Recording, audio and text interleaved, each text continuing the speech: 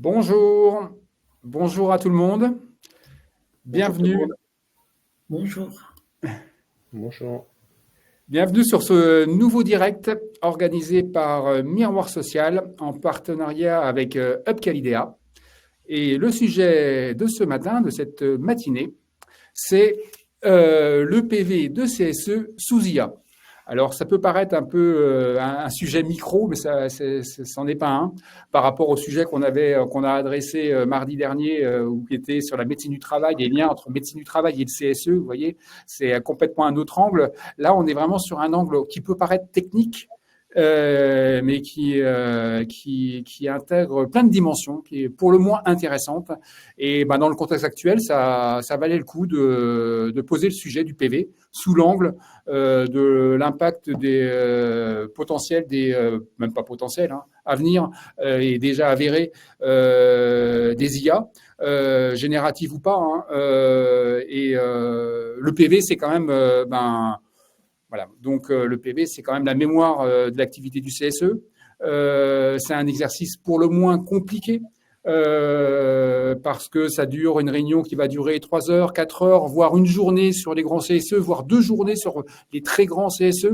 On va passer pendant 2 jours, on va discuter avec la direction. On va pas forcément être d'accord avec la direction, mais on va pas être également d'accord nécessairement entre les élus, même entre les élus d'une même organisation. Bref, c'est un exercice complexe. Ça peut ressembler à un jeu de théâtre où il y a quand même du blabla d'ambiance. Il y a mais également beaucoup de choses intéressantes qui se disent. C'est une mine d'or, un PV de CSE, et c'est une mine d'or. Il faut aller la chercher cet or, parce qu'il y a quand même beaucoup de parasitage autour, etc., d'ambiance qui sont nécessaires pour accoucher de la matière qui va être livrée.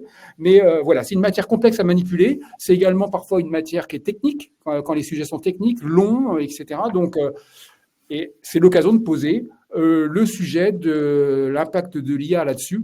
Et de voir en quoi on peut croire, hein, c'est un peu le lancement que je vous proposais, hein, le PV presse-bouton, est-ce qu'on peut y croire ou c'est une douce illusion de croire qu'on va appuyer sur un bouton et avoir son PV mâché? Ça serait certainement un peu trop facile et on va le voir avec nos intervenants ce matin. Donc, Yann Le Guenec, toi, tu es donc le directeur général de Up Calidea et vous portez la rencontre. Merci à toi. Et ensuite, merci Rodolphe. nous avons la chance d'avoir un expert du sujet qui est prestataire, donc qui est Yakubo, et c'est Yann Zerny-Joski. Excuse-moi pour ton nom si je ne l'écorche pas trop. Donc Yann, tu es donc le fondateur d'une coopérative qui s'appelle Yabuko. Vous êtes un nouvel entrant. Ouais, c'est ça. Ouais, vous êtes un nouvel entrant sur le marché, enfin un nouvel entrant, vous avez 4 ans d'existence par rapport à des acteurs historiques, c'est nouveau. Et voilà, vous êtes une coopérative de production de PV, de PV de CSE, et ça va être pour le moins intéressant de t'entendre parce que, tu le diras mieux que moi, mais le secteur est sacrément percuté, interrogé par ce qui arrive actuellement, hein, et c'est intéressant d'entendre un expert du sujet parce que il y a une expertise derrière ça et tu vas pouvoir l'étayer. Et ensuite, on a 2 élus qui vont pouvoir témoigner de leur pratique et c'est tout l'intérêt de cette rencontre également. Donc, Cathy Bugot, toi, tu es secrétaire du CSE de Gevers, qui a un cabinet en propriété intellectuelle. Donc, vous êtes une PME, moins de 100 salariés en France. Le groupe avec la Belgique, vous êtes à peu près 200, c'est ça, hein? 200, 250. Voilà. Et donc, spécialisé dans la propriété intellectuelle, une niche en termes de secteur d'activité. Et tu vas nous parler de ton utilisation et ton regard là-dessus. Et Florencio Martin, donc toi, tu es secrétaire du CSE de Veolia Innovation, la partie recherche et développement de Veolia. Donc, c'est également une PME, on va dire, dans un grand groupe, parce que la partie recherche-innovation, c'est moins de 300 salariés, si je ne me trompe pas. On doit être 230 en ce moment. Voilà, 230 salariés. Donc, et donc, tu es secrétaire du CSE de cette entité-là. Donc, merci à vous 4 de porter la chemise et de mettre le sujet sur la table. Merci à vous d'être présents ce matin dans la salle. Je pense que ça va y avoir matière à pas mal de rebonds par rapport à votre pratique du PV, parce que le sujet de ce matin, et je ne vais pas être plus long, c'est de parler de l'IA. C'est ce qu'on vous a proposé, ce qu'on a mis en avant dans l'invitation. Mais c'est également l'occasion de parler de tout l'intérêt de l'exercice du PV, intrinsèquement, et tout ce que ça sous-entend en termes d'ingénierie, de rapport humain, d'organisation, de savoir-faire. Et là, pour le coup, qui peut se discuter par rapport à une IA et vos retours d'expérience. Parce que pour l'instant, en tout cas, on est d'accord entre nous. Je pense que c'est pas l'approbation, elle va pas se faire par une IA, quoi. Donc, et c'est tout le nœud du sujet, c'est d'arriver à un PV qui soit consensuel, avec un dénominateur commun qui soit approuvé. Et en plus, il peut être intéressant, être lu par les salariés, c'est pas plus mal. Voilà. Écoutez, je vais pas être plus long. Donc moi, je suis Rodolphe Eldarlé, je suis le rédacteur en chef de Miroir Social et je vais avoir le plaisir d'animer cette petite matinée. Et donc sentez-vous vraiment à l'aise pour partager dans le chat, etc. On exploitera au maximum et c'est de la matière première à injecter dans les échanges qu'on va avoir. Yann, donc Oui. tu es donc le directeur général de Hub Calidea. Je vais te laisser présenter Hub Calidea et en introduction simplement pour dire que Hub Calidea vous offrez un panel de services et de produits à vos clients CSE. Pour autant, vous n'adressez pas le besoin du PV de CSE. Et c'est tout l'objet du partenariat que vous avez noué avec Yabuco. Mais en préambule, si tu peux nous expliquer quel est l'intérêt, la raison d'être de ce partenariat, si on va employer les grands mots actuels, et le positionnement de Hub Calidea par rapport à tout ça. Ok, très bien. Merci beaucoup, Rodolphe. Bonjour, mesdames et messieurs, derrière les écrans. Alors, Hub Calidea, c'est quoi? C'est une filiale de la coopérative HubCoop, qui est un leader historique et un acteur historique des solutions d'action sociale et culturelle pour les CSE depuis de très nombreuses années, puisque on a fêté, le HubCoop a fêté ses 60 ans en 2024. Donc, si je vous dis chèque déjeuner, ça va être sans doute un peu plus parler à tout le monde. Donc, chèque déjeuner, c'est l'ancien nom de HubCoop, c'est la maison mère du groupe. Et nous, Calidea, on est une filiale qui travaille sur, je dirais, les besoins pour les comités socio-économiques. En fait, on couvre tous les besoins avec Hub Calidea.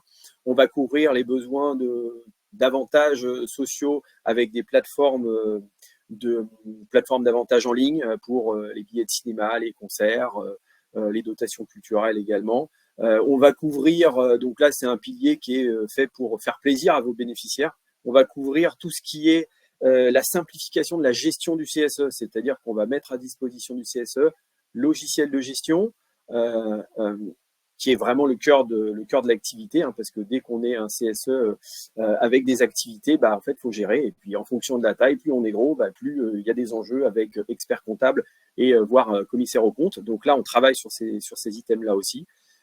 Et on propose effectivement également des services sur lesquels je reviendrai juste après pour simplifier la gestion. Il y a le PV de CSE, il y a la communication, il y a tout un tas de choses que l'on fait et que l'on adresse avec des partenaires qui effectivement nous permet d'offrir ce panel. Voilà.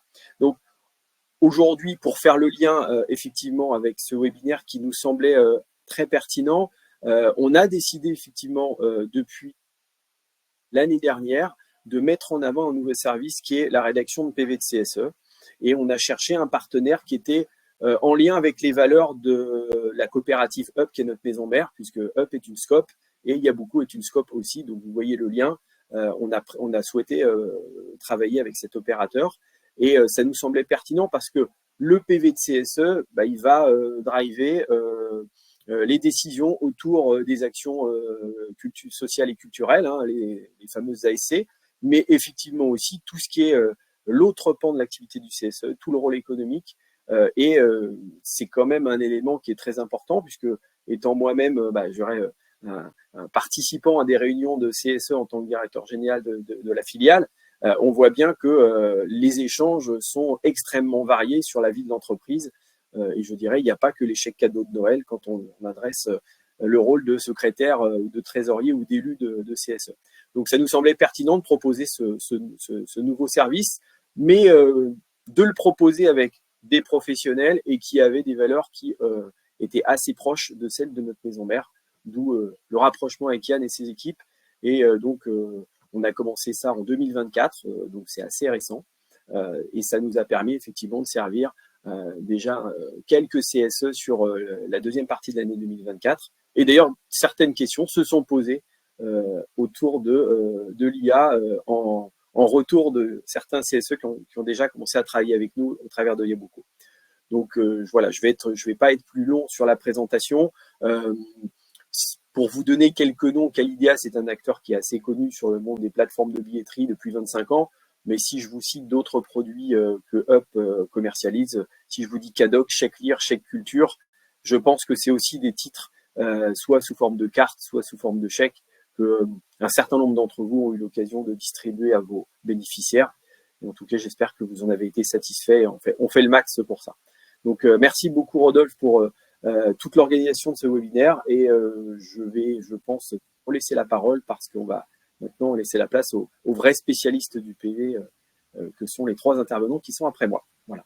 Merci à Yann. Merci Yann. Et tu es tout légitime pour rebondir parce que de vue de votre fenêtre, quand bien même vous ne faites pas de PV de CSE, les décisions qui sont prises dans le cadre des CSE, elles concernent également ce que vous proposez et bien plus et aussi plus largement. Et donc, il y a un intérêt à porter cette rencontre et c'est tout l'objet, c'est toute la raison d'être du fait que Upcop porte la rencontre ce matin pour répondre à Marc dans le chat gentiment. Mais bon, voilà, ça méritait d'être dit quand même. Voilà. Yann de Yabuko. Alors, il y a Yann avec Y de Up Calidea et Yann avec un J de Yabuko. Alors, Yann avec un J de Yabuko, c'est vraiment une occasion parce que on ne va pas se cacher, que je le disais en préambule, les acteurs du marché sont un peu percutés actuellement, s'interrogent, etc. Donc, merci à toi de prendre la parole là-dessus, parce que c'est pas neutre de prendre la parole, de s'exprimer en tant que prestataire,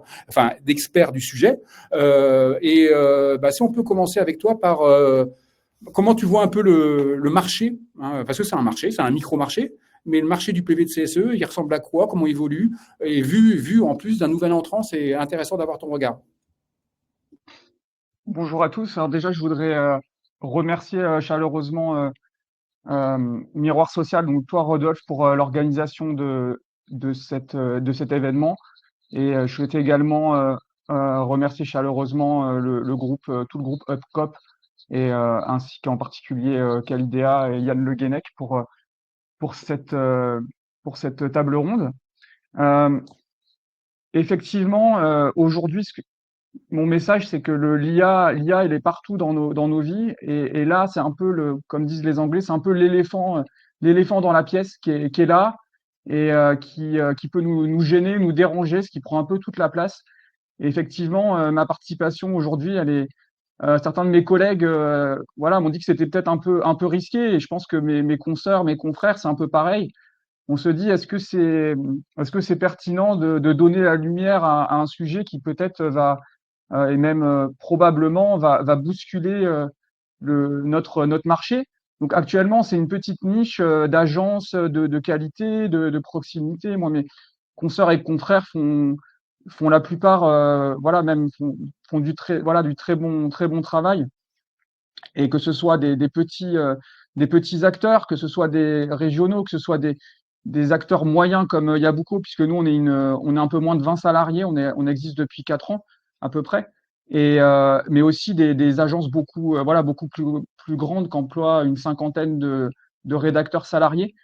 Mais c'est vrai que ce sujet de l'IA, il nous percute, et à mon avis, pour le moment, on est dans une position très, très prudente, puisque, à notre sens, après les tests qu'on a pu mener sur des données publiques ou sur des réunions internes, pour le moment, on est relativement protégé en matière de qualité. C'est-à-dire que nous, ce qu'on fait pour l'instant est trop complexe en matière de connaissance du dialogue social, de degré de précision sur un PV de CSE qui est un document qui est politique, une instance qui est politique, avec derrière des enjeux d'emploi, de contestation de décision de la direction devant l'inspection du travail. Donc, à notre sens, le fait d'utiliser l'IA pour des comptes rendus détaillés est trop risqué pour les secrétaires de CSE. Et Et donc, pour nous, on a encore quelques années devant nous. Donc, pour répondre à ta question, Rodolphe, aujourd'hui, le marché des PV de CSE, ce que je disais, c'est une niche avec, disons, une quinzaine, une vingtaine d'acteurs et qui est assez récent puisque c'est à peu près autour de 1998. La France gagne la Coupe du Monde et c'est le boom de l'internet à l'époque. Et donc, au tout début des années 2000, il y a un Français, un diplômé d'école de commerce qui fait un séjour aux États-Unis et qui, comme souvent, voit ce qui arrive aux États-Unis va sans doute arriver en France. Et du coup, il a cette idée là d'importer en France ce système d'avoir des rédacteurs spécialisés. Et donc, il a fondé la première agence qui est toujours aujourd'hui le numéro un du secteur. Et quelques années après, autour de 2005, d'anciens salariés de cette agence ont fait on fait des émules. Et du coup, ont fondé aujourd'hui le paysage qui est, comme je disais, une quinzaine d'agences. Et nous, à peu près, on est autour de la autour de la 10e place. Parfait. Alors, parfait. Donc, tu le disais, donc pour l'instant, un regard distancié sur l'intégration, les conditions d'intégration et d'utilisation de l'IA dans votre travail. Pour autant, est-ce que vous testez? Est-ce que vous avez est-ce que vous avez eu l'occasion de tester et comment je pose la question, comment un acteur comme un cabinet spécialisé dans la rédaction de PV peut faire l'impasse sur le fait de dire je n'intègre pas les IA dans mon processus de production des PV. Est-ce que c'est possible de garantir le fait d'asseoir un modèle économique sur le fait en assurant et en mettant en avant le fait qu'on n'intègre pas d'IA? Est-ce que c'est Oui, bien sûr. Alors, aujourd'hui, c'est un sujet qui est très touchy, l'IA. Pour nous, on fait presque du luxe, du sur-mesure, du cousu humain. Nous, les agences, après, Cathy et Florencio, qui sont secrétaires de CSE, ont pu tester plusieurs agences. Donc, ce serait intéressant qu'ils nous fassent un retour d'expérience. Mais nous, on est vraiment sur du métier artisanal, c'est-à-dire qu'on a des techniques, alors pas industrielles, mais qui nous permettent, après, un bon rédacteur de PV de CSE, c'est au bout de 3-4 ans qu'il commence vraiment à être non seulement rapide, mais surtout qui va vraiment faire quelque chose qui en apparence ne demande pas d'effort et qui va être capable, pendant la réunion, de déjà faire son PV. Et du coup, lorsque la réunion est terminée sur une synthèse, en fait, le PV, il est quasiment prêt. Donc du coup, nos rédacteurs, et puis c'est pareil dans les autres agences, un rédacteur senior, il est capable d'aller très vite et d'avoir déjà un PV en sortie de réunion qui est quasiment prêt. Ce que je disais, c'est que là, on en est qu'au début de l'IA. Il a fait énormément de progrès et on le voit bien aujourd'hui. On voit les actions en bourse de Nvidia, de Microsoft, de Google, Meta qui baissent actuellement, puisqu'il y a vraiment une interrogation sur le coût écologique de l'IA, mais aussi sur le fait que finalement, c'est génial de demander à ChatGPT de poser des questions, mais ça demande beaucoup d'électricité et finalement, à quoi ça nous sert? Est-ce qu'on a vraiment besoin d'un outil d'IA pour rédiger une synthèse? Donc pour nous aujourd'hui, si demain à nos clients on leur disait qu'on leur vend une solution d'IA mais qu'on n'apporte aucune valeur ajoutée, qu'on fait juste tourner un outil extérieur ou même qu'on développerait nous, finalement, je pense qu'on détruirait un peu notre métier, notre valeur ajoutée, et en plus on ferait des comptes rendus qui seraient moins bons. Nous, les tests, voilà, ouais. Et les tests, en fait, bien sûr qu'on en a fait, parce qu'on ne veut pas être comme l'entreprise Kodak, qui, au moment où il y a eu les appareils photo numériques, vous vous souvenez, c'était pareil autour des années 2000, ils se sont dit non, le numérique, nous, il faut qu'on reste sur l'argentique, c'est très bien. Et en fait, ils ont raté ce tournant. Nokia, c'est pareil dans la téléphonie. Donc nous, Yabuco, on a 4 ans, on a 17 salariés. On veut surtout pas, détruire tout ce qu'on a construit.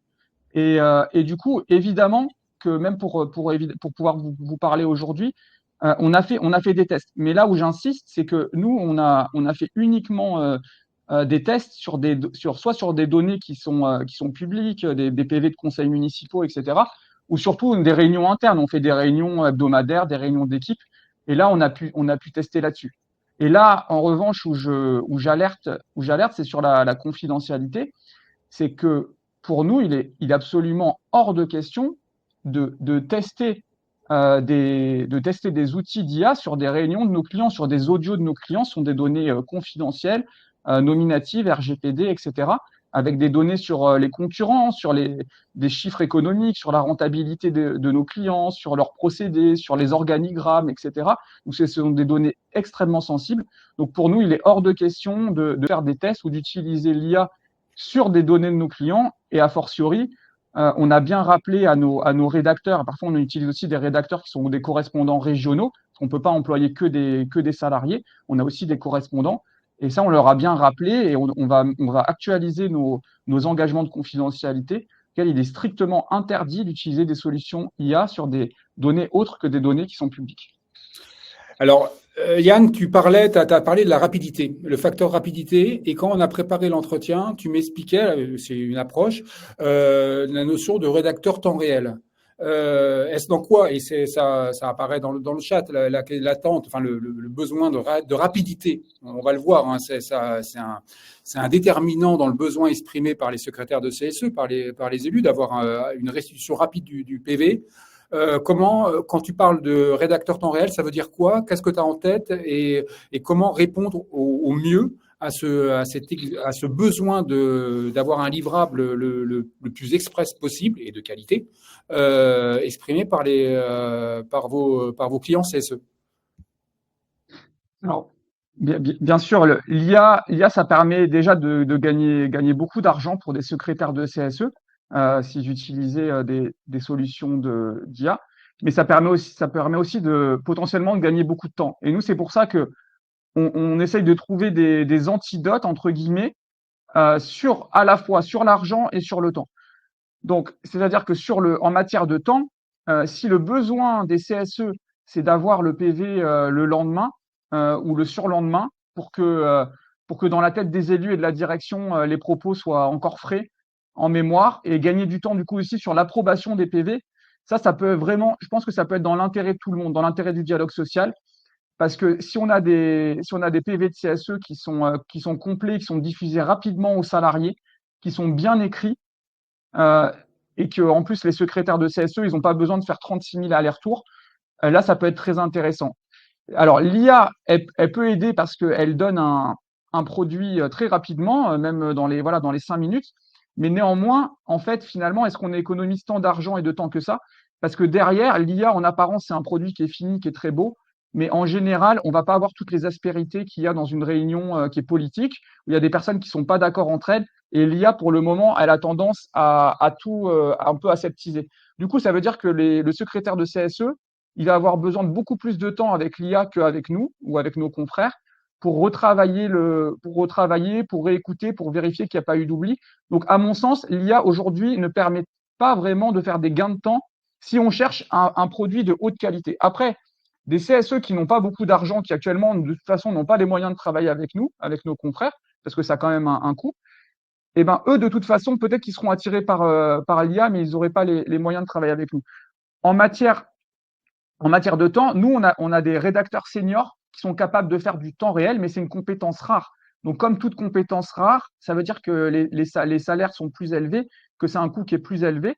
Néanmoins, un antidote qu'on voit pour les prochaines semaines, les prochains mois, c'est de proposer à nos clients, à ceux qui en ont besoin, des PV minutes, des PV qui soient disponibles dès après la réunion ou le lendemain, le surlendemain, parce que parfois on se dépêche, mais on a des réunions le lendemain, donc parfois ça sert à rien de payer beaucoup plus cher pour avoir un PV dès le lendemain. On peut peut-être attendre 2 ou 3 jours, mais c'est peut-être une tendance qu'on va observer, c'est que pour nous, pour qu'on reste compétitif, il ne faut pas qu'il y ait trop d'écart en matière de prix.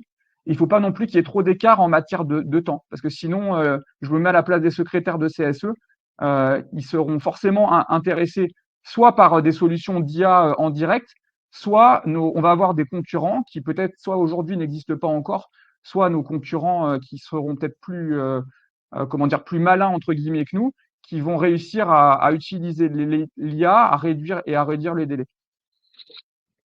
Merci Yann. Alors dans le chat, vous commencez, n'hésitez pas à continuer à partager vos premiers retours sur comment vous avez expérimenté les IA génératives ou de la transcription, sachant que la transcription c'est a priori quand même de l'IA déjà. Donc comment vous avez expérimenté ça. Et moi je me permets en termes de modèle économique de dire que au regard des échanges que j'ai pu avoir, voilà, vous, les prestataires, Yabuco comme les autres, vous facturez à l'heure, c'est un peu le modèle économique, et la moyenne d'une prestation sans IA, c'est entre 120 et 150 euros l'heure pour un PV de CSE, et avec une IA, forcément, c'est toi Yann qui me le disais, potentiellement avec une IA, avec le côté qualitatif à prendre en compte, qui sera pas le même, ça peut être 10 fois, 7 fois moins cher.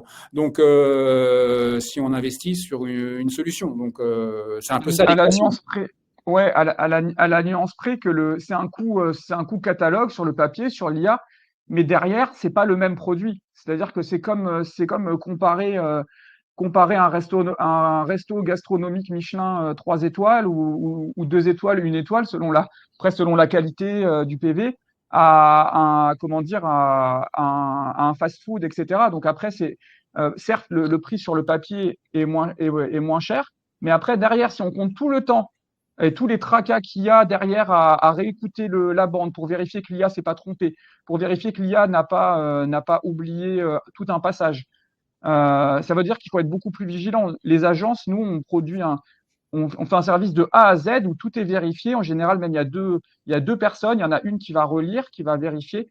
Donc c'est pour ça que certes, c'est beaucoup moins cher avec l'IA, mais c'est pas un produit qui est comparable. Ok, parfait. Merci Yann. Alors, je rebondis sur sur le rebond dans le chat de Salvatore Caputo, bonjour Salvatore d'ailleurs, qui était déjà intervenu sur un direct de Miroir Social il y a quelques temps. Bonjour à toi, et qui dit ils ont testé l'IA, mais que ça, pour lui, ça fait pas je fais de la reformulation, mais ça va pas, ça peut pas valoir PV, mais par contre, il l'utilise pour faire une synthèse qui va être communiquée rapidement aux salariés. Ça, c'est un usage, vous voyez, qui peut être intéressant de dire, on va l'utiliser pour en faire une synthèse qui a pas de valeur juridique, mais par contre, qu'on va pouvoir pousser très rapidement auprès des salariés. Et c'est une attente des salariés de pas avoir un PV 6 mois après, ou 3 mois après, ou 3 plombes après, et d'avoir oublié tout ce qui s'est dit, etc. Ça, c'est clairement une attente des salariés, parce que, et après, je passe la parole à nos élus, mais justement, c'est la transition. C'est que, ok, le PV a une valeur juridique, il est opposable, c'est un objet entre les élus avec la direction, mais il ne faut pas perdre de vue que c'est aussi un objet qui doit aussi avoir une valeur et une légitimité auprès des salariés, indépendamment d'exploitation que chaque syndicat va pouvoir faire de la réunion du CSE. Le PV en lui-même a une valeur et il faut travailler là-dessus et rendre un service qui ne soit pas 3 plombes après ou alors un truc mot à mot comme on peut le voir encore, même dans certaines grandes entreprises, qui est complètement indigeste et imbitable et voilà. Voilà. Je ne vais pas être plus long là-dessus sur les transitions. Et donc, Cathy, à toi la parole. Donc, Cathy Bugot, toi, tu es donc secrétaire du CSE donc de Gevers. Et donc, toi, tu as une expérience intéressante à nous rapporter. Donc, c'est une PME, Gevers. Pour autant, vous avez des organisations syndicales. Donc, toi, tu es UNSA, mais il y a d'autres organisations syndicales qui sont présentes, et donc vous n'êtes pas forcément d'accord. Donc, entre vous, il y a des nuances, etc. Donc, le PV, c'est un exercice aussi pour vous. Et si tu peux nous rapporter ce que vous sous-traitiez la prestation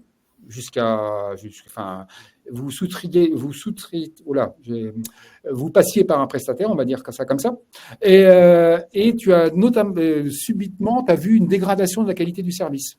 Et en fait, il s'avère que, et je te laisse embrayer là-dessus, que le prestataire en question, dont on ne citera pas le nom, en fait, a injecté de l'IA sans vous le dire et vous a pris un peu pour ce que vous n'étiez pas. Et si tu peux nous rapporter cette expérience et où ça vous amène maintenant, à toi. Merci Rodolphe et bonjour à tous ceux qui nous suivent aujourd'hui. Donc pour moi, c'est un plaisir de partager cette expérience-là avec vous tous parce que clairement, bon, je pense qu'il y a énormément de secrétaires de CSE aujourd'hui parce que ça concerne tout le monde. C'est vrai que, alors moi, c'est ma deuxième mandature en tant que membre de CSE. Dans la précédente mandature, j'étais secrétaire adjointe et dans cette mandature, je suis secrétaire du CSE. Donc, c'est vrai que ces aspects-là sont devenus beaucoup plus prégnants pour moi puisque là, c'est vraiment le PV de CSE, ça représente une part importante de ce que je suis amenée à faire au CSE. Alors donc, le prestataire qu'on avait anciennement, il était déjà à nos côtés pour cette précédente mandature. Et lorsqu'on a changé de mandature, on n'a pas eu le temps de faire de nouvelles études de marché pour voir les autres prestataires qui étaient disponibles. Et donc, on a renouvelé avec eux parce que ça allait à peu près. Franchement, il n'y avait pas trop, même si on devait relire le PV, le temps qui était consacré était plutôt raisonnable. Et puis là, lorsqu'on a commencé la dernière mandature, bon, en fait, dès le premier PV, alors c'était une réunion de 5 heures, mais dès le premier PV, on a pu constater que voilà, c'était compliqué. Pour une réunion de 5 heures, on a eu 29 pages de PV. Donc, voilà, c'est pas quelque chose pour nous qui était envisageable de transmettre aux salariés. Donc, déjà, sur ce PV-là, il y a eu énormément de travail. Et l'un des premiers constats aussi, c'est que on a vu des problématiques apparaître sans savoir en fait que voilà, l'IA était utilisée. Au fur et à mesure, on l'a compris. Au fur et à mesure qu'ils nous envoyaient les PV, finalement, au cours de l'année 2024, on a vu des soucis apparaître et qui en fait montrent qu'on n'est pas en fait dans un problème humain, mais dans un problème technique en fait. Typiquement, il y avait des mots qui concernent vraiment vraiment le champ lexical de l'entreprise qui étaient mal retranscrits. Je donne un exemple vraiment simple. Le mot bureautique, il a été transformé en boutique. Alors que quand on lit le contexte, quand on écoute la phrase, quand on voit le contexte dans lequel on est, ça ne peut pas être le mot boutique, c'est forcément le mot bureautique. Donc déjà, ça nous a mis la puce à l'oreille. Et puis, un autre aspect, c'est le fait que il y a le problème de synthèse, parce que les IA qui existent actuellement, elles ne savent pas synthétiser l'information, elles font de la retranscription tout simplement. Ça veut dire que voilà, la personne a dit ça, l'IA, elle retranscrit ça. Et même si certaines font de la synthèse, mais c'est vraiment une synthèse abrupte. Ça veut dire qu'on passe vraiment de presque 100% à 5 ou 10% du volume de l'information. Voilà. Alors que un PV de CSE, c'est pas comme ça, c'est pas comme ça que ça se présente. Et puis, il y a un troisième aspect, alors, il y a 4 aspects en fait. Il y a un troisième aspect, c'est le fait qu'il attribuait à la direction des propos, alors que c'était les délégués qui les avaient tenus, et inversement. Et puis, enfin, un autre aspect, c'était l'aspect linguistique, parce que nous, on est un groupe. En fait, on est intégré dans un groupe qui en fait localisé en Europe, avec des structures en Belgique, en France, principalement. Et on utilise aussi beaucoup d'anglicismes, en fait, même, je veux dire, de manière générale, même, je pense que c'est des choses qui sont présentes dans notre quotidien. Il y a beaucoup d'anglicismes. Et actuellement, les IA ne savent pas gérer les anglicismes. Un humain est capable de dire, est capable de détecter que si je dis la phrase, là, il y a un problème parce que on ne sait pas les fonds, on ne connaît pas l'origine des fonds qui viennent de la holding. Si je dis holding, un humain est capable de détecter que je ne suis pas en train de parler français. Mais l'IA, elle est perdue. Donc, elle va pas traduire holding en holding, elle va traduire en un autre mot. Parce que les IA qui existent actuellement, elles ne sont pas capables de faire la différence. Elles ne sont pas capables, pour la plupart, de faire du multilingue. Alors bon, ça, on va peut-être continuer la discussion là-dessus, mais il se trouve qu'entre-temps, on a appris qu'il y avait une IA qui permettait de gérer le multilingue, mais c'est rare qu'il y ait des IA qui permettent de faire à la fois la synthèse, à la fois, en fait, la gestion du multilingue et capable de détecter, en fait, à qui sont prêtés les propos qui sont tenus au cours de la réunion. Donc voilà, en fait, tous ces indices-là, ce faisceau d'indices-là nous a permis de comprendre, en fait, que le prestataire avait basculé dans un autre mode de fonctionnement. Donc, sans surprise, vous avez dénoncé le contrat et donc tu t'es retrouvé en tant que secrétaire du CSE à te devoir te livrer à l'exercice toi-même le temps de se retourner de la rédaction du PV. Donc, comment ça s'est passé, la douloureuse? Voilà, ben effectivement, c'est vrai qu'on était sous forfait, donc on était parti sur un forfait de 6 à 8 PV par an par rapport à la taille de la structure, en comptant les réunions ordinaires et puis peut-être 2 ou 3 réunions extraordinaires. Et c'est vrai que là, par exemple, sur le premier PV, en fait, j'ai dû tout réécouter quasiment tout réécouter pour refaire le PV complètement. Et ça a été le cas pour tous les autres PV qui ont suivi. Alors, j'ai demandé de l'aide aussi au secrétaire adjoint pour un PV. Et lui, il a fait les mêmes constats que moi. Mais voilà, parce que je vois qu'il y a Yann là, typiquement au cours d'une de nos réunions, on a été amené à prononcer up déjeuner. Et en fait, l'outil d'IA a traduit ça en au déjeuner. Il est pas capable de faire la différence entre les mots français et les mots anglais. Donc, il va tenter de trouver une traduction alors qu'un humain ne pourrait pas faire ça. Mais effectivement, ça nous a particulièrement augmenté notre charge de travail et ça a été très difficile à gérer, surtout à la fin de l'année, quand il y a l'accumulation des réunions, la phase des négociations annuelles et tout ce qui s'enchaîne, ça a été compliqué. Ouais, alors ça a été compliqué et donc vous avez, parce que ça vous a donné envie de tester des solutions du marché. Là, tu parlais de ton société, mais bon, c'est un acteur du marché on parle de ChatGPT, des modèles du chat, de Mistral, etc., etc. Là, tu parlais, enfin, les solutions multilingues qui fait de la synthèse, etc. Tu parlais de Lexi, c'est une société belge, une start-up belge.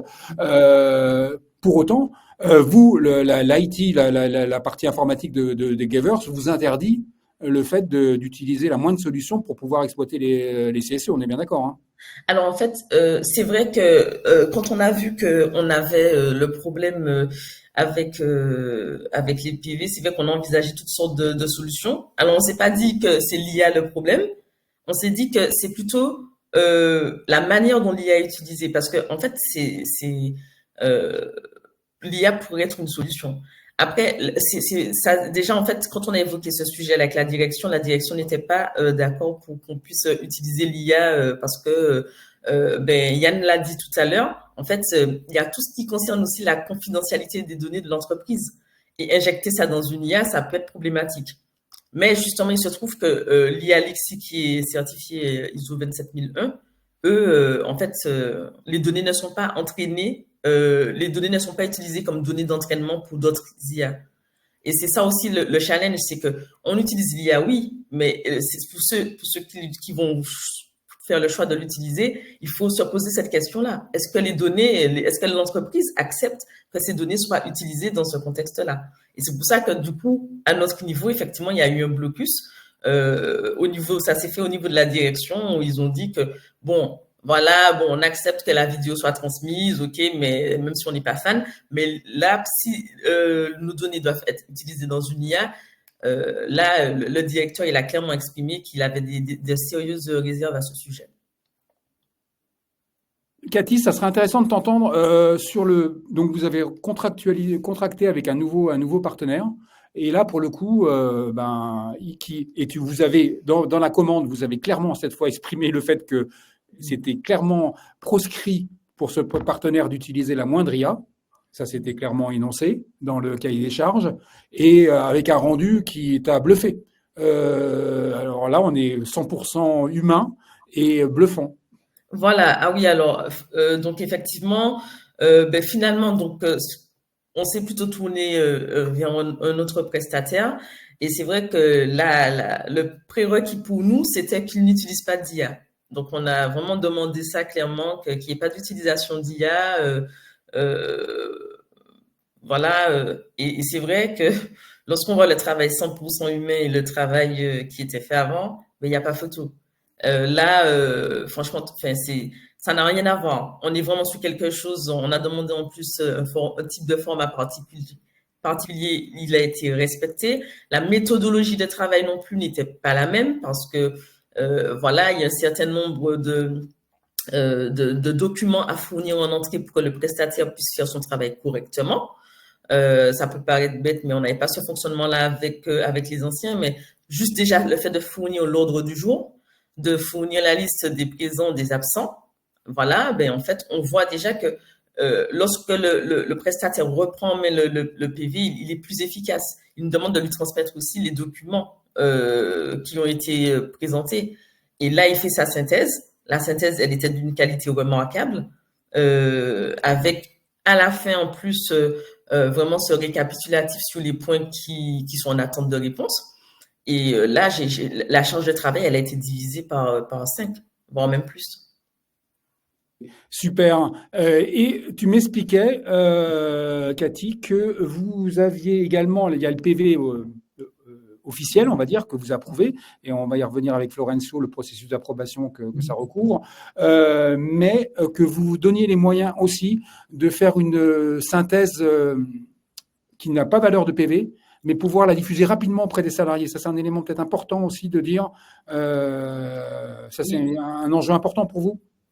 Oui, alors c'est vrai que nous, on s'est engagé vis-à-vis des salariés lorsqu'on a commencé cette mandature à fournir en fait des comptes rendus informels parce que c'est vrai que nous, les PV passent par une approbation en réunion plénière. Et c'est vrai qu'il y a toujours une espèce de délai entre le moment où il y a la réunion et le moment où le PV est approuvé et à partir duquel on peut le diffuser aux collaborateurs. Et ce qui apparaît, c'est que effectivement, là, avec le compte rendu informel, on a mis en place les comptes rendus informels qui sont pas validés par la direction. On fait une reprise synthétique de ce qui a été dit en réunion, mais très, très synthétique. S'il y a eu un vote, une consultation, on va donner les résultats en expliquant très, très brièvement les raisons, mais on reste le plus proche de finalement d'une information qui est vraiment la substance même de l'information. Et ça, on est capable de le fournir moins de 2 mois après la réunion. Voilà. Ok, mais on n'est pas à J+1 ou à J+2 pour autant. On n'est pas encore à J+1 ou J+2 parce que ça doit quand même être, on tient à ce que ce soit validé déjà entre nous. Ouais. Mais ça reste quand même quelque chose qu'on peut envoyer même une semaine après la réunion, alors que le PV actuel, vu le processus par lequel on passe, on n'est pas dans ce contexte-là. Ok. Merci Cathy de ton intervention. N'hésite pas à voir dans le chat. Alors et à rebondir aussi quand tu le sens, on aura le temps pour le faire. Effectivement, il faut je vois dans le chat, il faut dissocier le côté transcription mot à mot d'une IA et la capacité d'une IA à faire le travail de synthèse avec les prompts qui vont bien pour orienter cette synthèse, plus ou moins la cibler. Ça, on va voir ça avec Florencio. Il y a différents modèles, etc. Et il y a des choses quand même pas tout achetées loin de là dans le travail de synthèse que peut faire une IA si elle est bien, si c'est bien interprété. Voilà. Merci à toi. Parole à Florencio. Alors Florencio. Martin, donc tu es secrétaire du CSE de la partie du CSE de la partie recherche et innovation de Veolia. Vous ne sous-traitez pas. Vous l'avez fait, et tu auras l'occasion d'y revenir. Vous avez sous-traité à un moment la production des PV du CSE. Désormais, vous le faites 100% en interne, avec un usage parcimonieux de l'IA, et avec l'originalité de diffuser le PV 15 jours après la réunion, c'est-à-dire avant son approbation, on va dire, officielle dans l'instance suivante. Tout ça avec des moyens internes. Si déjà tu peux nous expliquer un peu ce qui vous permet de faire ça, parce que c'est intéressant, c'est assez rare de voir des CSE qui se donnent les moyens de produire un PV à plus 15 jours, un PV détaillé. À toi la parole. Voilà. Alors, le contexte de vérité est un peu particulier parce qu'on a eu, au moment du basculement du CE, le comité d'entreprise utilisait un prestataire et on est passé en CSE et on est arrivé à avoir des contraintes budgétaires aussi qui ont dû nécessiter des arbitrages. J'ai pris le secrétariat du CSE et je me suis assuré que, bon, on tienne au budget et donc la prestation de rédaction de PV prenait une part importante de nos budgets de fonctionnement et n'était plus compatible avec les moyens que nous avions. Mais outre ce fait-là, on avait quand même une attente de délai entre le moment où se tenait la réunion et le moment où on diffusait on pouvait diffuser le PV aux salariés. Et donc, en comparant la prestation externe par rapport au mode de réalisation en interne, on était à peu près sur des temps d'une quinzaine de jours pour rédiger PV. Puisque le prestataire nous fournissait un PV à peu près finalisé au bout d'une semaine. Et après, il y avait tout un travail de reprise pour vérifier les choses.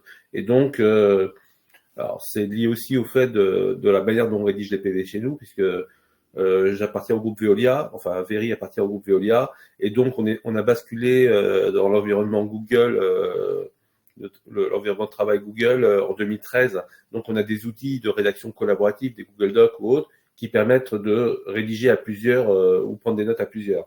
Ce qui simplifie énormément le travail de consolidation des notes.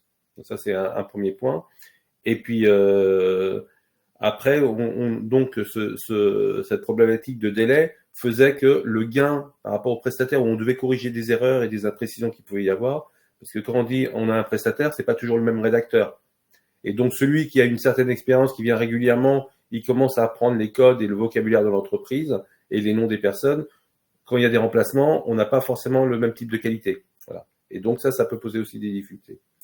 Et donc ces deux effets qui est la volonté qu'on avait d'avoir un PV livré aux salariés dans un temps court et une qualité de prestation et un problème budgétaire, ont fait que alors nous on n'avait pas de forfait avec le prestataire, ce qui simplifie les choses.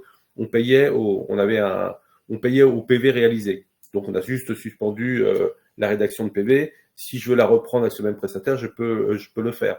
Voilà. J'ai pas mis fin au contrat. On payait au PV réalisé. Donc c'était encore plus simple. Voilà. Et donc, alors comment on fait pour faire des PV en 15 jours et pourquoi on peut les diffuser aux salariés? Parce que dans notre accord de mise en place, on a mis en place un processus de validation du PV qui fait que on rédige un PV que l'on propose à la direction. Donc déjà, à partir des notes, la secrétaire adjointe et moi réalisons un projet de PV qui est soumis à l'ensemble des membres participant à la réunion qui font leurs commentaires, leurs précisions et autres. Et donc ça, hors période de congé scolaire ou situation particulière, en une semaine, c'est réalisé. Ce qui nous permet de renvoyer le PV à la direction dans les 15 jours. Voilà. C'est pour ça que c'est pas forcément envoyé aux salariés dans les 15 jours, on est plutôt de l'ordre du mois. Parce que il faut après le temps que la direction reprenne le PV, puisse le relire et faire ses commentaires. Voilà. Mais il y a cette possibilité de l'envoyer aux salariés dans le mois qui suit la réunion, vient du fait que dans notre accord de mise en place du CSE, le règlement intérieur, on a prévu que du moment que les parties sont d'accord, donc direction et CSE, on co-signe le PV de réunion et on l'envoie aux salariés. Et après, il est officiellement approuvé à la réunion qui suit. Voilà. En sachant que, vu nos effectifs, avant, c'était vrai, on arrivait à livrer dans les 15 jours, 3 semaines. Donc, Et maintenant, on a des réunions, on est moins de 300, donc on a des réunions tous les 2 mois, ce qui permet d'avoir des PV de réunion qui arrivent bien avant la date d'approbation officielle, parce que sinon, on aurait vite des délais de 2 mois et quelques pour que les salariés prennent connaissance des choses. Donc, on a trouvé ce mécanisme de communication plus simple que de devoir rédiger des minutes ou des flash CE qui nous auraient pris aussi du temps. Donc, on ne pouvait pas être au four et au moulin. Donc, on privilégiait la rédaction de notre PV plutôt que de faire un flash CSE de ce qui a pu être dit. Voilà. Et le fait qu'on ait raccourci le cycle de production permet d'avoir des informations relativement fraîches. Après, il y a le bouche à oreille qui joue aussi. Voilà. Ok. Florenzo, c'est intéressant. Yann en a un peu parlé. Pour toi, la rapidité, c'est quand même un facteur important quand tu parlais de votre capacité à un travail collaboratif, de prise de notes entre les élus pour pouvoir remonter au maximum en temps réel l'information, et la qualité des notes allait dépendre de la qualité du PV, de la synthèse qui allait être produite. D'être rapide, ça permet de pas oublier, en fait. C'est aussi bête que ça. Hein, c'est pas oublier, oui, parce que oui, ça permet d'avoir en tête un peu les éléments, mais surtout, bon, on a un enregistrement de la réunion aussi. Donc, en parallèle, on a quand même l'enregistrement de la réunion, et j'essaye de l'utiliser au minimum. Au minimum, c'est vraiment si on a un point de litige ou un point important qu'on veut creuser, que je vais réécouter l'enregistrement pour affiner les choses. Mais sinon, je ne fais pas appel systématiquement à l'enregistrement pour rédiger le PV de CSE. Je l'ai fait pour certaines réunions qui étaient importantes, sur des restructurations ou autres, où là, je relis toute la bande, enfin, je réécoute toute la bande pour m'assurer que les propos sont bien ceux qui ont été tenus. Mais sinon, on n'est pas dans des minutes, on est dans un système qui est un peu hybride, où on a des éléments de synthèse de certains éléments et des échanges. Voilà, on n'a pas forcément besoin de reprendre tout ce qui était dit in extenso dans nos PV, qui font déjà entre 25 et 30 pages suivant les cas. Donc, mais c'est aussi le seul endroit où il y a une information assez détaillée sur la vie de l'entreprise.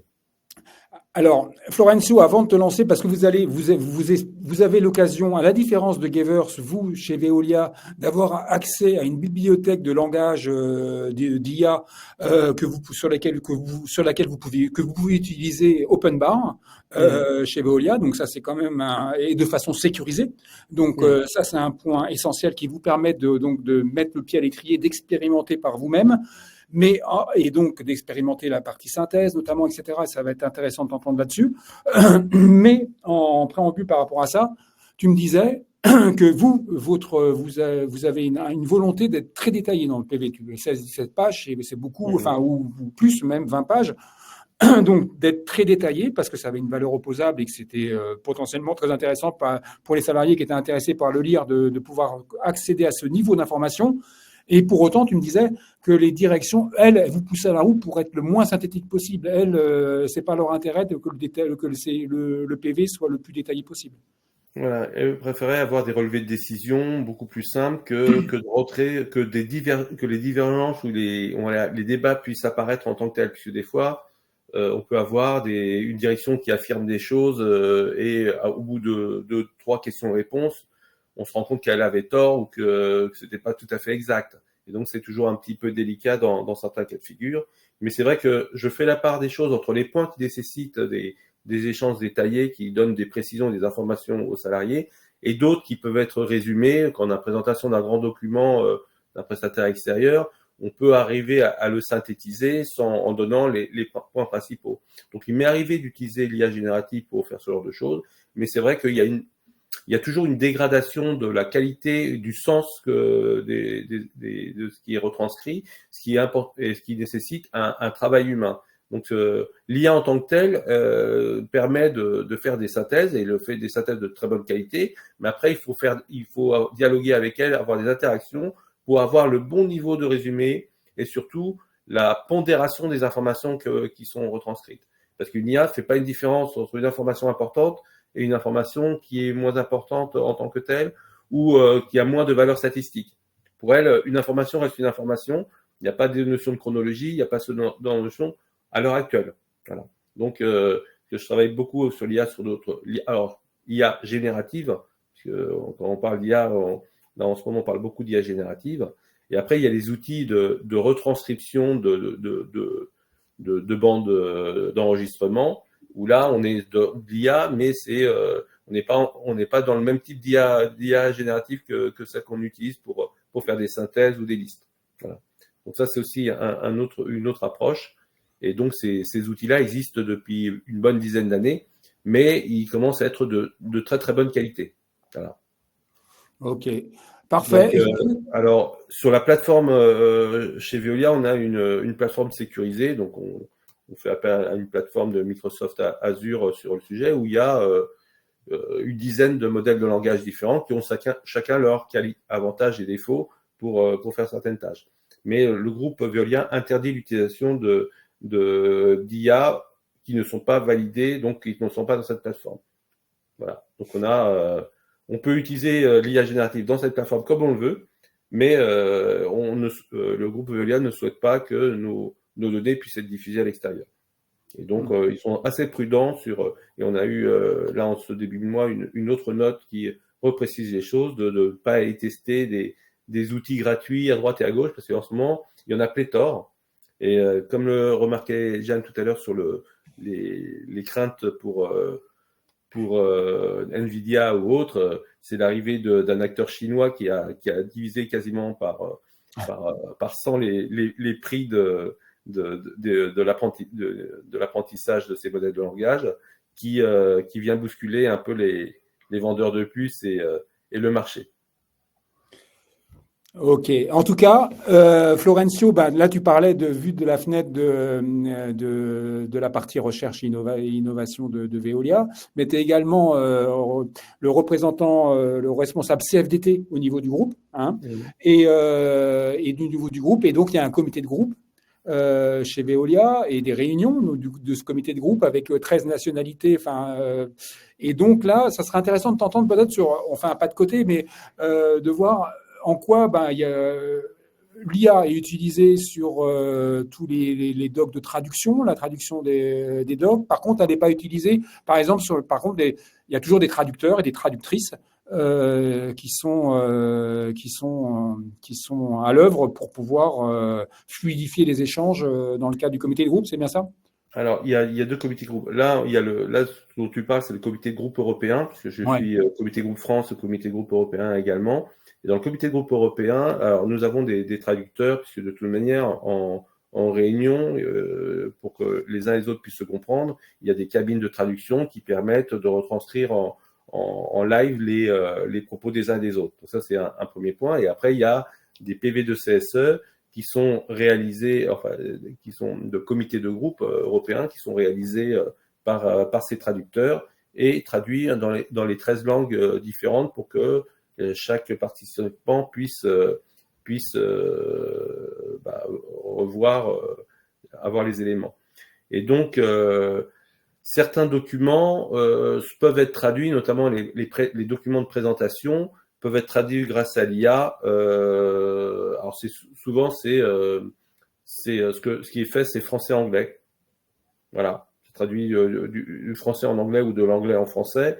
Et après, charge à chaque pays d'organiser le mode de traduction. Mais maintenant, nos membres du comité de groupe européen ont accès à la même plateforme sécurisée que j'ai en France, puisque c'est une plateforme qui est ouverte à l'ensemble des salariés du groupe, et donc peuvent faire leur traduction si c'est nécessaire.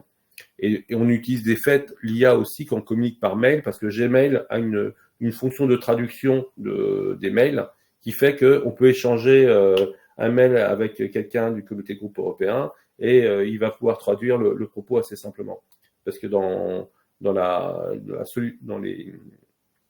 les solutions qu'offre Google, maintenant il y a de plus en plus d'IA qui sont intégrées, d'IA générative qui est intégrée dedans. Ok. Écoute, merci à toi, Florencio. N'hésite pas à reprendre la parole quand tu veux. Je repasse la parole à Yann. avec un J, Yann avec un Y, quand tu veux aussi pour rebondir, quand tu le sens. Yann, merci à toi t'interviens, je vois dans le chat de façon active, donc il y a pas mal de choses qui s'y passent et je peux pas J'ai tout respecté voir. tes consignes, Rodolphe, ouais. Et ouais, non, mais c'est très bien parce que c'est très bien. Il se passe plein de choses dans le chat et c'est très bien de le prendre en compte. Et d'ailleurs, ça me permet de faire un petit rebond. Enfin, c'est par rapport à une remarque de Joseph. Bonjour à toi, Joseph. D'ailleurs, Joseph qui avait porté un rencontre sur le dialogue social professionnel il y a quelques mois. Et Joseph qui expliquait. Alors moi, je suis pas un spécialiste et je vais peut-être dire des bêtises, mais à confirmer avec toi, Yann. De ce que je comprends, tu dis, Joseph, c'est que effectivement, par défaut, si c'est la direction qui le demande, le PV, c'est elle qui prend le coût, parce qu'il y a le facteur coût dont on parle depuis tout à l'heure quand même. C'est la direction qui prend en charge le budget, c'est ça l'histoire? Si tu peux nous rappeler peut-être ce contexte, Yann?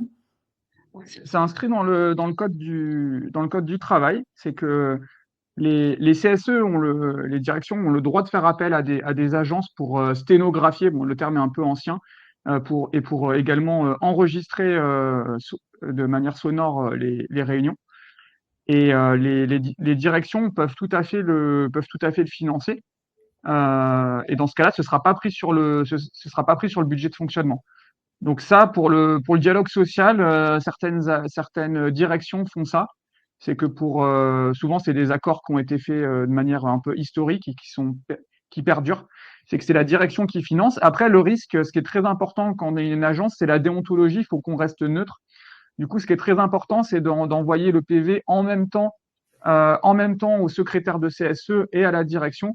Parce que sinon, parfois, les directions elles présentent ça de manière noble en disant bah nous, on est très généreux, c'est hyper important le dialogue social. Du coup, la preuve, c'est nous qui payons le PV. Sauf que ce qu'elles disent pas, c'est que parfois elles souhaitent avoir une relation directe avec l'agence et surtout avoir en amont les PV, etc. Donc ça, nous, en matière pour notre image de coopérative, etc., c'est très important avec la déontologie, c'est que même si c'est la direction qui est le payeur, ce qui est la minorité de nos clients, on envoie en même temps le PV au secrétaire de CSE.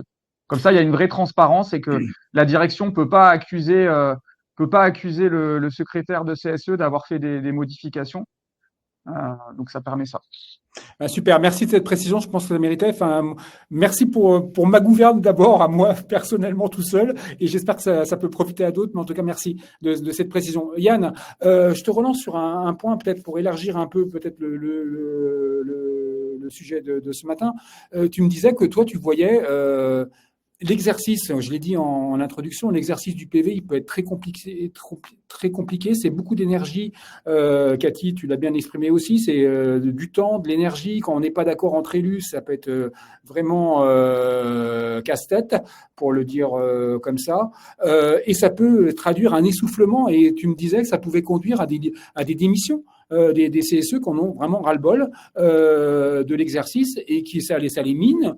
C'est de la déperdition d'énergie, ça conduit à des désengagements, voire à des démissions. Et donc, pour toi, il y aurait peut-être matière à apporter, à proposer des formations sur l'exercice intrinsèque du PV de CSE, comment on fait en sorte que le processus pour le produire soit efficace, quelles sont les conditions de son efficacité, quels sont les ingrédients que tu verrais dans cette formation et de ce besoin qu'il y a.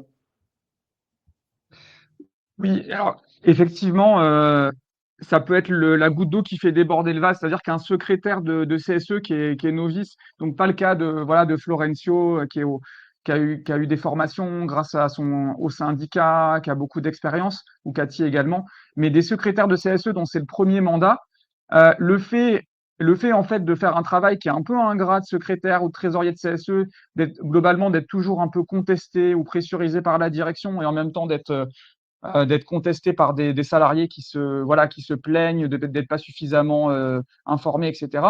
Si en plus le secrétaire de CSE il se voit contesté pour approuver les PV, qu'il y a plein d'allers-retours des demandes, ça peut être très compliqué pour lui ou pour elle, et ça peut conduire à la démission. Alors après, j'ai pas de statistiques là-dessus, mais nous c'est déjà arrivé en échangeant avec des secrétaires de CSE qui nous disent que vraiment c'est très très pénible les systèmes d'approbation de PV de CSE.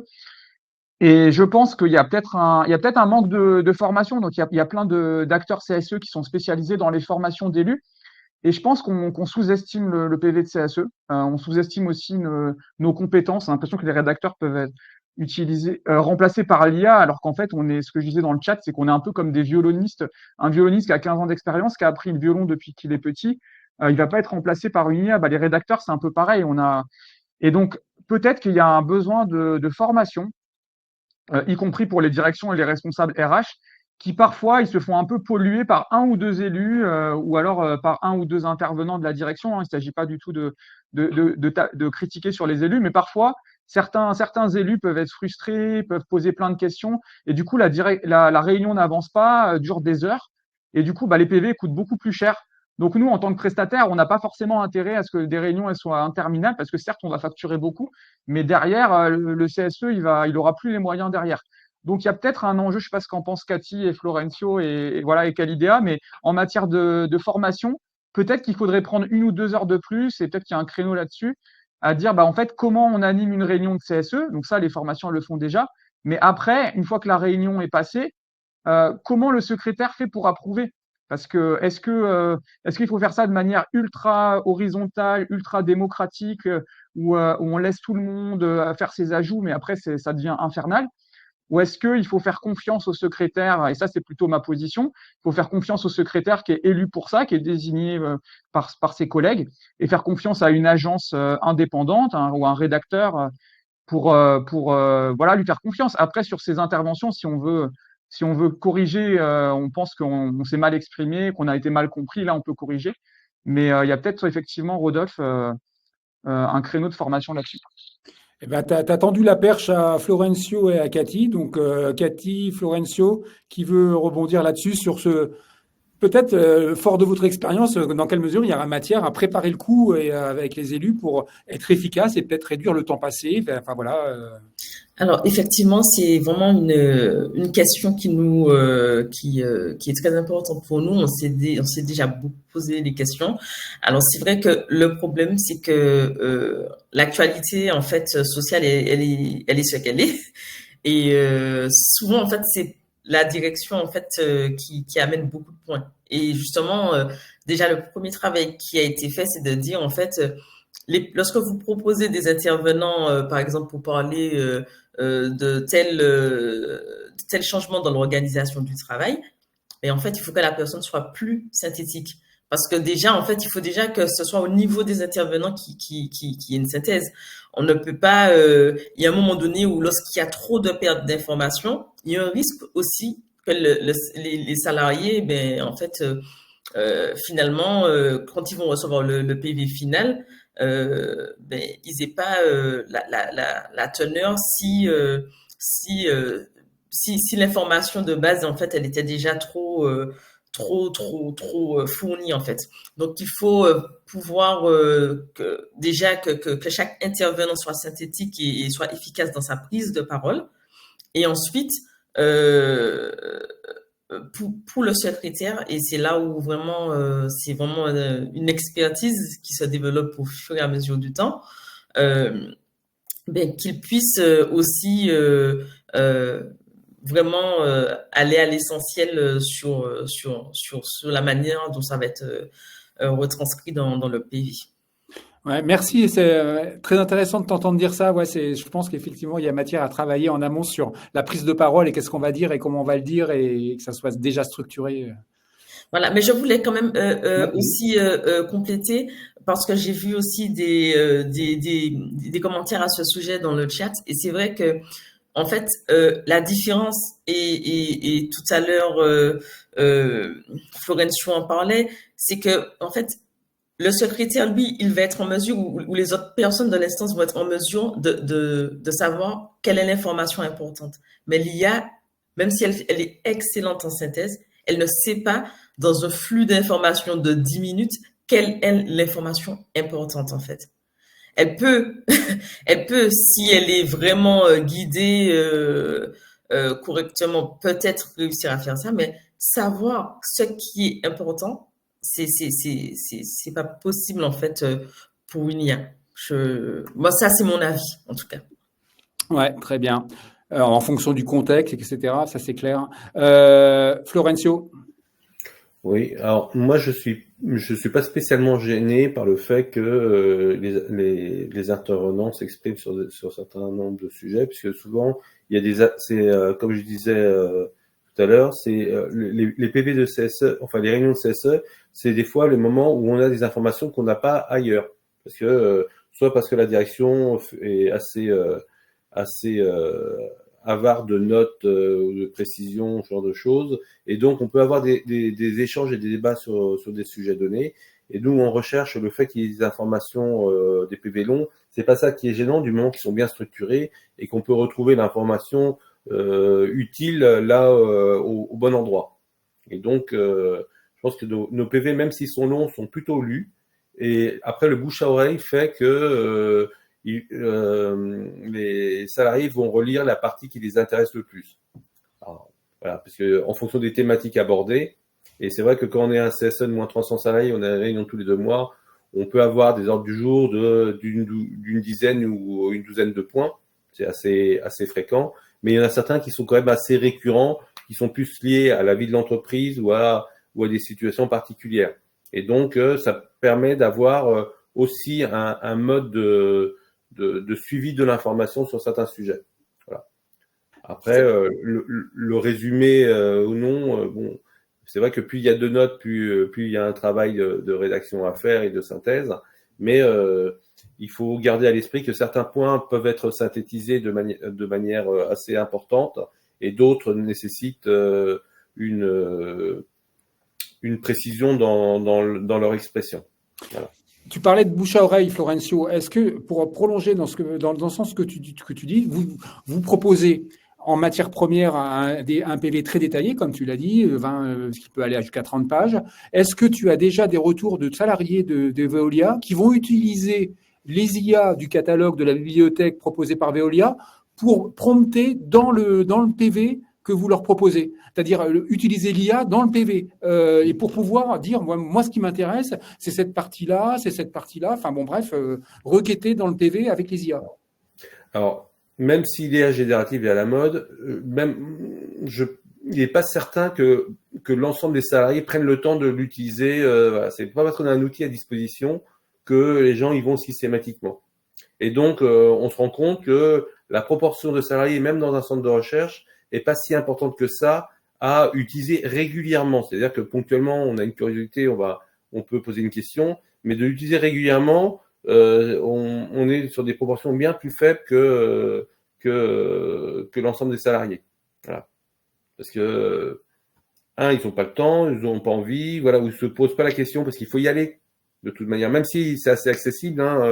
Moi, si je vais utiliser l'IA sur mon ordinateur, j'ai un bouton sur le côté, je vais pouvoir l'utiliser assez simplement.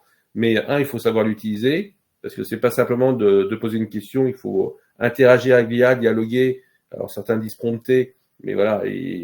Mais ça demande une interaction pour essayer d'obtenir l'information que l'on souhaite, parce que une IA c'est un modèle stochastique, donc c'est de la statistique, et ça va donner le mot le plus probable, sans forcément savoir ce que ça veut dire ou non. Mais voilà, l'apprentissage fait que ça a appris à structurer des informations et donc on va avoir un résultat plausible, mais pas forcément conforme à la réalité. Et c'est là tout le travail qu'il y a de relecture qui est nécessaire pour les humains pour faire en sorte que ce résultat plausible soit vrai. Et là, on a un peu de boulot en tant que secrétaire. Mais voilà. Donc, moi, il m'est arrivé d'utiliser l'IA sur des parties qui ne prêtaient pas à grande importance, mais sur l'ensemble du PV, même pour un résumé, je ne l'utilise pas. Ça viendrait pas. J'ai pas forcément l'intention de faire des flash CSE avec l'IA.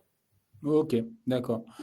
Ok, on arrive, on n'a pas terminé, on a encore un peu de temps, mais Yann,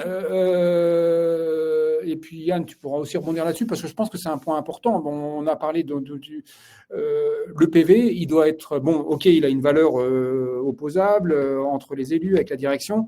Maintenant, quid, il doit être lu quand même. Et bon, comment on se donne les moyens, Yann, d'en faire un objet qui soit accessible, qui rende curieux les salariés, qui les rende intéressés par ce qui se passe dans le CE. Il y a des enjeux quand même derrière ça, parce qu'un PV imbitable, ça donne pas envie de forcément. Il y a tout un enjeu de renouvellement dans des instances. Hein. Il faut donner envie aux salariés peut-être de s'engager potentiellement dans de nouvelles mandatures, etc.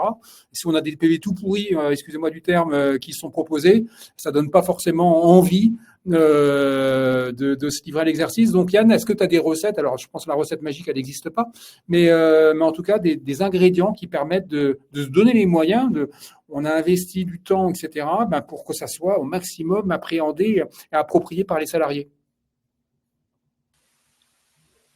Rodolphe, tu posais la question aux deux. Ouais. En fait, l'item suivant, c'est la capacité effectivement après à communiquer régulièrement avec les salariés au travers d'outils qui sont mis à disposition du CSE ou d'outils que le CSE adresse lui-même. Hein. Donc, pour qu'effectivement ces PV soient lus, moi je vous partage des éléments aussi, non pas d'une offre du tout qualidéable, mais de ce que je vis en étant côté up.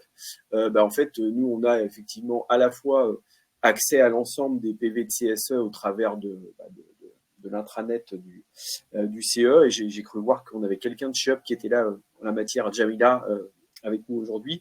Et puis on a aussi en fait les différentes sections syndicales qui font des comptes rendus en fait de PV de CSE également. Voilà, c'est comme ça que ça se passe côté Upcop aujourd'hui.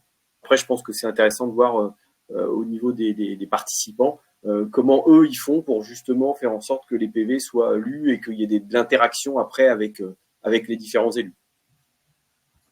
Entendu. Merci à toi, Yann. Ouais, je pense que le secret, Rodolphe, c'est tout simplement l'investissement, l'engagement des élus. C'est-à-dire que si des élus font le mandat mais qui sont complètement rincés, épuisés, en burn-out parce que derrière leur manager leur reproche d'être élu ou aménage pas leur temps de travail, forcément les élus ils vont se contenter d'utiliser l'IA, de diffuser, et puis les salariés ils sont pas idiots, ça se voit tout de suite, un PV rédigé par l'IA, ça va pas donner envie d'être lu. Donc, au contraire, on le voit, s'il y a un article qui est bien écrit sur un sujet qui nous intéresse, si c'est clair et que derrière les élus du CSE, comme ils font appel à une agence ou que c'est pas eux qui rédigent eux-mêmes le PV, le secrétaire, il a plus de temps pendant la réunion pour se concentrer, il a plus le temps entre les deux réunions pour suivre les sujets. Et du coup, le secrétaire, il arrive mieux préparé. Il a plus le temps de rebondir avec la direction, de pas laisser la direction un peu en roue libre faire ces réunions-là.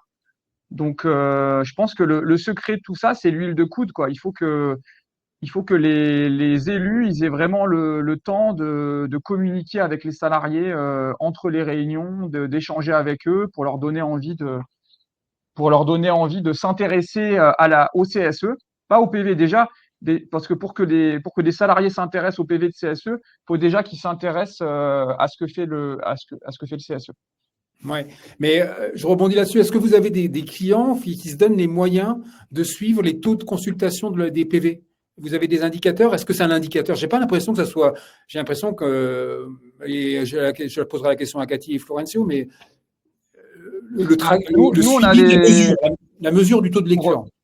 Ouais, alors pour reprendre ce que disait Yann Le Guenec de Calidea, les acteurs de CSE, ils aident les CSE dans leur communication. Parce que si on a un intranet qui est bien fait, qui est sympa, qui va mettre en avant aussi toutes les ASC, les chèques cadeaux, mais qu'en plus, il y a quelques informations pratiques sur des sujets autres que juste les chèques cadeaux, etc. Ça va donner envie déjà aux élus de se connecter, et par cette occasion-là, ils voient, tiens, le PV de CSE, ils vont cliquer. Donc nous, c'est vrai nous, on fait pas du tout de communication, mais en revanche, on incite les secrétaires de CSE, là, nos clients, à à mettre à disposition les PV de CSE une fois qu'ils ont été approuvés dans un intranet. Et comme ça leur permet de suivre le taux de clic. Ils peuvent comparer, ils peuvent voir qui s'est connecté. Parce que si on envoie le PV par mail, on ne sait pas si les personnes, si les personnes l'ont lu. Et à côté de ça, nous, pour aider aussi les salariés et aussi les délégués syndicaux, on peut fournir une sorte de relevé de décision un peu problématisé, un peu comme une newsletter de journalistes. Donc ça, pour nos clients qui font des longues réunions, on peut leur fournir un document qui est packagé, qui est marketé, qui est plus joli, avec des couleurs. Et ça, évidemment, ça tient que sur 1 ou 2 pages. Et du coup, les salariés, ils vont avoir beaucoup plus envie de lire un document d'1 ou 2 pages en couleur qu'un PV de 15 pages en noir et blanc. Mais néanmoins, la newsletter, ça vient en plus. Hein. Ça vient en plus du PV de CSE, ça ne le remplace pas. Bien compris. Ok. Écoutez, je vous propose un petit tour. Tu as parlé. On va peut-être un petit tour tour de table conclusif, on va dire. Et avec toi, Cathy, peut-être sur un peu comment en rebond par rapport à ce que tu as pu entendre et comment se dessine la suite pour toi, l'exercice du PV. Alors pour l'instant, moi je souhaite continuer avec le prestataire qu'on a actuellement parce que ce qu'ils m'ont fourni était vraiment très probant et surtout très concluant en fait sur ce que nous on attend. Effectivement, il y a différents types, il y a différents niveaux de synthèse qui sont possibles et nous par rapport à ce qu'on a demandé, on a obtenu ce qu'on souhaitait. Je voulais quand même aussi revenir sur le fait que, de manière générale, en fait, le PV, c'est quand même, faut pas oublier la retranscription des débats. Donc, il faut quand même rester fidèle à ce qui a été dit, tout en faisant cette synthèse. Mais c'est un PV, il est là pour attester de ce qui a été dit en réunion. Et que malgré tout, le PV qui sort en fait du CSE et qui est rendu public après avoir passé l'épreuve de l'approbation par la direction, c'est un PV qui doit quand même faire consensus.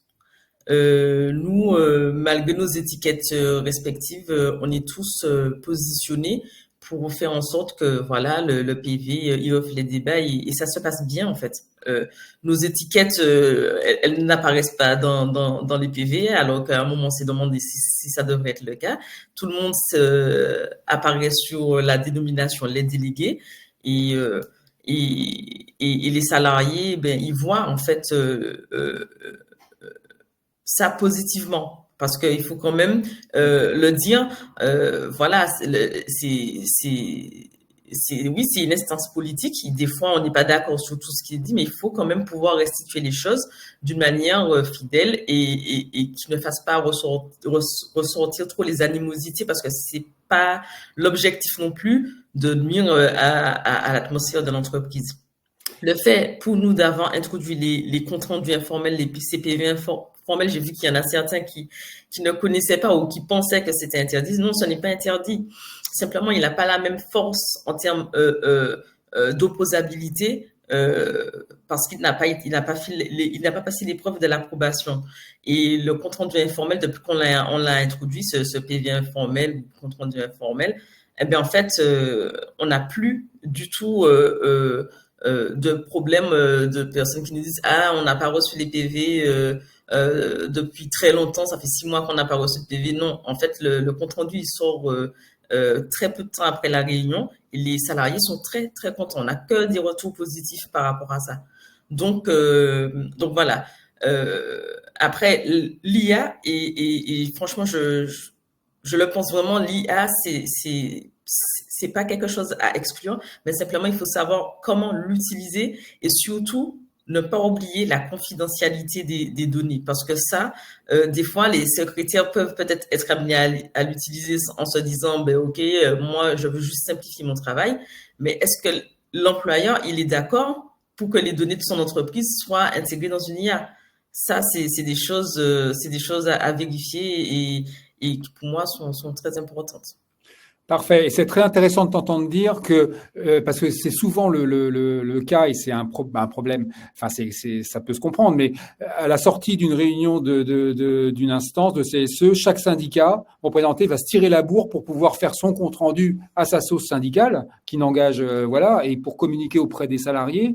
Et voilà, il y a une déperdition d'énergie quelque part. Maintenant, ça peut se comprendre dans les enjeux de la représentativité, mais maintenant, comme tu l'as très bien dit, par rapport aux salariés qui un peu parfois les étiquettes ça leur passe par-dessus la tête, ce qu'ils attendent eux c'est de voir qu'est-ce qui se dit sur la vie organique de l'entreprise et qu'est-ce qui est à l'œuvre, indépendamment de je suis UNSA, je suis FO, je suis CGT, je suis CFDT. Bon, voilà, ça n'engage que moi, mais il y a peut-être de la perte en ligne là-dessus, et l'un n'empêche pas l'autre surtout, mais d'accorder toute son importance à l'exercice du PV et de la qualité intrinsèque de cet élément-là. Après, que chacun se tire la bourre, c'est très bien, mais qu'on fasse l'exercice préalable qu'on se donne les moyens de le faire, je pense que c'est très important. Merci à toi, Florencio, et après Yann. Moi, sur l'utilisation de l'IA, bah oui, je vois l'IA comme un bon assistant, mais surtout éviter le copier-coller. En gros, il faut relire, il faut travailler ce qui peut en sortir, et puis c'est pas forcément fait pour une retranscription fidèle des échanges. Donc voilà, il y a une granulométrie à avoir dans son utilisation. Et ça peut servir pour certaines parties du PV, pas forcément pour l'ensemble. Voilà. Donc c'est à creuser. Et sur la partie, je vois une question dans le chat sur le temps nécessaire, le temps pour réaliser les PV. Oui, ça prend un peu de temps. Nous, dans notre entreprise, on a réussi à trouver un équilibre où on arrive à faire un PV relativement rapidement, sous une quinzaine de jours. Donc, ce qui répond aux attentes des salariés pour avoir des informations rapides. Et c'est vrai que dans l'accord de mise en place du CSE, j'avais pris le soin d'introduire une disposition qui permet aux secrétaires, au secrétaire adjoint de prendre le temps nécessaire pour la rédaction du PV. Donc, on n'est pas imputé sur le crédit d'heure en tant que tel. Donc, ça simplifie un peu les choses, même si avec le temps, on arrive quand même à rédiger des PV en quelques heures. Ouais, merci de cette précision là-dessus sur les moyens qui ont été négociés. Merci à toi. Alors, et on va terminer avec Yann avec un J. Rapidement. Enfin voilà, merci à toi pour vraiment tout le partage que tu as pu faire dans le chat, indépendamment de tes prises de parole. Avec plaisir. Je dirais que l'IA doit pas se faire à n'importe quel prix. Il y a un prix écologique, mais il y a un prix aussi sur la confidentialité. Donc l'IA doit pas se faire à n'importe quelle condition. Cathy et Florencio l'ont bien rappelé. Donc je serais curieux d'en savoir un peu plus sur Veolia, parce ils font confiance à Microsoft, qui est un géant américain, mais néanmoins du coup c'est-à-dire qu'ils ont accès à énormément d'informations sur Veolia. Donc une des conditions pour qu'un élu utilise l'IA, c'est qu'il faut absolument avoir une autorisation formelle de sa direction. Alors, ensuite, là, pour moi, c'est un peu des CSE à deux vitesses. C'est que il y a la première catégorie, c'est les CSE qui sont super bien organisés, comme Florencio, qui apparemment aime bien passer du temps chez lui, ça le dérange pas. Mais il y a plein de secrétaires de CSE, c'est pas leur truc de rédiger. Ils ont plein d'autres compétences humaines, de convaincre les salariés, de les écouter. Mais après, rédiger un bon PV de qualité, mon message, c'est que ça paraît simple en apparence.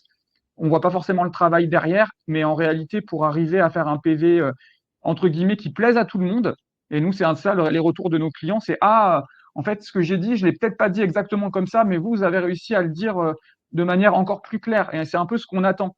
Et ça, une IA, de toute façon, il y aura besoin de temps derrière. Donc mon message, c'est que en gros, il y aura les CSE qui n'ont pas les moyens, qui n'ont pas le choix de faire appel à des agences et les directions ne leur laisseront pas d'ordre de délégation. Là, peut-être que ces CSE-là, qui n'ont pas les moyens ni le temps, ils feront appel à de l'IA, mais ça implique que la direction soit d'accord. Et peut-être que si la direction veut les embêter jusqu'au bout, ils refuseront d'utiliser l'IA. Et après, il y a la deuxième catégorie, c'est les CSE qui vont vouloir avoir vraiment des PV de qualité. Et après, il y a le choix, c'est que soit c'est soit c'est le secrétaire, soit c'est les élus de manière tournante, soit c'est des agences. Et après, voilà, moi, je vais pas pour vous refaire le speech pour pourquoi je pense que notre métier, il va continuer à avoir de l'avenir. Mais effectivement, je pense que dans les prochaines années, les 2 à 5 prochaines années, l'IA ne sera pas capable d'avoir une intelligence similaire à une intelligence humaine. En revanche, dès que ce sera une présentation magistrale, comme disait Cathy, dès que c'est un intervenant qui, de manière claire, s'est préparé à intervenir en réunion, il présente un PowerPoint, là, peut-être que pour gagner du temps, économiser de l'argent, on pourra utiliser l'IA juste pour cette partie-là. En revanche, pour toutes les questions-réponses, là, l'IA sera moins pertinente. Mais pour ça, ça implique vraiment que les directions soient conscientes de tous les enjeux de confidentialité qu'il y a derrière. Parfait. Et mot de conclusion à toi, Yann, et merci à Hub Calidea d'avoir porté cette rencontre. Je pense qu'il y a eu pas mal de matière et que ça peut donner des idées, etc. et des inspirations. Oui, tout à fait. En tout cas, merci à toutes et à tous pour toutes les questions, les témoignages, les remarques que vous avez pu faire. Et merci beaucoup à Yann et à Cathy et également à Florencio parce que j'ai trouvé qu'effectivement, il y a eu beaucoup de partage et je pense que ça a donné des idées à certains. Effectivement, en gros, moi, le résumé que je ferai en étant moins spécialiste que vous tous, c'est que c'est un nouvel outil, il faut le regarder, il faut pouvoir l'utiliser à certains moments et puis garder quand même raison sur certains items, notamment de confidentialité et puis de qualité de restitution. Donc, un grand merci encore à tout le monde d'avoir participé. Et puis toi, Rodolphe, de nous avoir réunis pour, je pense, aider les CSE dans leur quotidien. Donc, voilà, je vais juste conclure là-dessus et puis te redonner la main peut-être pour qu'on dise au revoir à tout le monde et une très bonne journée à toutes et à tous. Super, merci à toi Yann. Compte rendu à suivre. Merci à vous de votre participation active dans la salle. Je viens de mettre en ligne pour répondre à Béatrice là pour les personnes qui n'étaient pas présentes, qui voudraient accéder à la rediffusion. Je vous ai mis le lien de l'inscription. Il suffit si on n'était pas inscrit, des personnes qui n'étaient pas inscrites, vous faites tourner le lien du live qui va s'achever là, et les personnes en s'inscrivant directement accèdent à la rediff. Voilà. Et par ailleurs, il y aura un compte rendu à suivre sur Miroir Social avec la rediff qui va être encapsulée sur YouTube. Par contre, vous n'aurez pas le chat, etc. Vous ne serez pas dans les conditions du direct pour les personnes qui viennent a posteriori. En tout cas, merci beaucoup. Je pense que c'était riche. Moi, j'ai pas pu malheureusement regarder tout ce qui se passait dans le chat, mais a priori, il y a eu pas mal d'échanges et ça sera utilisé dans la synthèse. Ça sera réducteur. Alors, la synthèse qui sera pas faite sous IA par Miroir Social. Et donc, ça sera réducteur, subjectif et complètement assumé. Voilà. Écoutez, merci beaucoup à vous. Prochain live à la fin du mois sur un tout autre sujet, sur l'épargne salariale. On aura 2 séries de live sur l'épargne salariale responsable et également en quoi ça peut être un révélateur de certaines inégalités entre salariés, de genre, de salaire, etc. Enfin, l'épargne salariale, c'est un sujet qui va nous intéresser donc à la fin du mois. Et puis, il y aura une petite surprise mi-mars avec un débat qu'on va ouvrir sur les indicateurs extra-financiers. On parle actuellement, je fais une petite digression, mais de CSRD, etc., d'indicateurs extra-financiers, le reporting de la durabilité des entreprises. C'est un sujet que Miroir Social a déjà adressé, mais va continuer à adresser et va mettre le paquet là-dessus parce que c'est un vrai sujet et pour le moins intéressant. Voilà. Écoutez, merci à vous. Merci Cathy, merci Yann, merci Florencio, merci Yann avec un Y, et merci à vous dans la salle et puis à bientôt. Je vous souhaite une très bonne journée. Et je vais couper et on se rejoint